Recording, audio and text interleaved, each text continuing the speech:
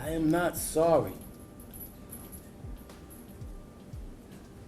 for something I didn't do, and I am not sorry for the things I did do. Mr. O'Neill, All right. listen, stop. All right. Listen to me. I'm not You're not going to raise your voice again. I'm not going to raise my voice again. I'm not. I will have you removed from this courtroom. I can sentence you without you being present. Yes, ma'am. You don't conduct I yourself. understand, Your Honor. Thank you. From the very beginning, this doesn't sound like remorse. It sounds like resistance. When someone says, "I'm not sorry for something I didn't do," the entire mood of the courtroom changes instantly. And for the victim's family sitting there listening, those words can hit like a second wave of pain. But I will say, I'm sorry for your loss. 19 years I've been at this job. I've seen human beings killed at the hands of others in every way imaginable. You name it, I've seen it. Shootings, stabbings, drownings, suffocatings, blown apart by cars, some DUI manslaughter cases, horrible things. This is the worst case I have ever. Think about this for a second. This judge has spent 19 years hearing murder cases, violent crimes, and horrific tragedies. Yet he says this is the worst case he has ever seen. That statement alone tells you just how disturbing and emotionally devastating the evidence must have been. Seen as far as the facts go.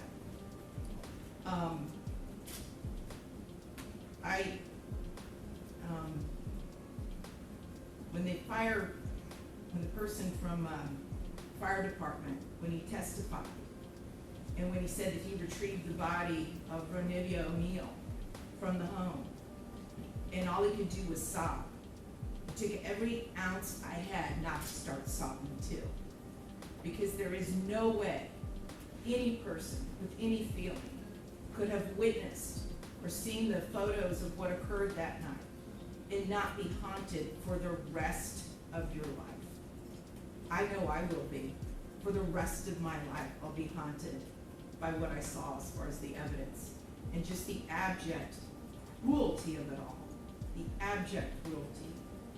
And I was aware, because I reviewed a lot of the discovery ahead of time, as you well know, did a lot of in-camera inspection of a lot of documents. And I was aware there was some evidence, at least, that when you needed to recover from your gunshot wound, that neither your parents nor your Aisha, Miss Robinson, would let you come recover at their home. I don't know if it's true or not. I'm not going to get into a dispute. I'm just mentioning there was some evidence referencing that in the records. And all I can think about, because I knew that Miss Barron was not with you romantically at the time. And I knew that she just, out of the goodness of her heart, let you come stay with her. And it is beyond tragic that that critical decision ended in so much. This is the moment where the story becomes even more tragic. According to the judge, the victim simply opened her home out of kindness.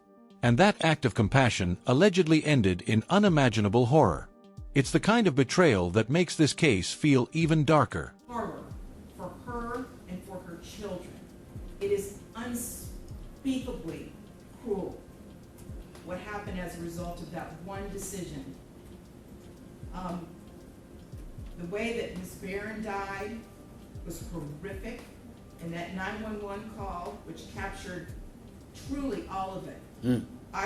You heard, and everyone who's heard that 911 call heard a death scream. If anybody ever wants to know what it sounds like before a human being... Did you catch the way the judge described that 911 call? He called it a death scream. That's incredibly powerful language coming from someone on the bench. In many trials, audio recordings become the most haunting evidence because they force everyone in the courtroom to hear fear and panic in real time. Dies knowing that their death is imminent. That's exactly what it is. That was a death scream. We're going to see if it's true. But what happened to little Ronivia and to little Ronnie, but I'm going to focus on Ronivia because she was special. And you could tell Miss Barron had done everything she could to create a beautiful home for her family. I noticed that the Ranivia's bedroom, before you set it on fire, you could tell she tried so hard to make her feel like a princess. Kenyatta did everything she could. And I noticed too in the kitchen, on the refrigerator, she put up magnets that said faith, love, family, hope. And then you know what else happened to that refrigerator during that night? It got... What makes this testimony especially heartbreaking is the focus on the child victim's suffering. The judge isn't just talking about what happened physically. He's describing the fear, helplessness, and emotional trauma experienced in those final moments. And legally, those details can heavily impact sentencing. Splattered with blood all over it due to what happened. Little Ranivia, she couldn't scream, she couldn't run away, and she witnessed what you did to her mother as far as shooting her mother in the arm with the gunshot. She knew. And the horror that that child suffered. And she already had a life where she was born with challenges regarding her physical and her mental disabilities. But the pain and suffering that she suffered that night at your hands, unspeakable, absolutely unspeakable. And at the moment, that first time you struck her with that hatchet, and little Ronnie testified that all he could see was tears coming out of his sister's face. At that moment, that child knew. She knew she was being betrayed in the cruelest, most tragic and sorrowful way that a child could ever be betrayed. She was being betrayed by her parent, the one person that should be there to protect their children and love them and keep them from harm. And that was the last thing that child felt before she passed on from this earth, was your utter... And then the judge shifts into something deeply emotional and almost philosophical. After all the horrific details, he talks about bravery, suffering, and the innocence of a child.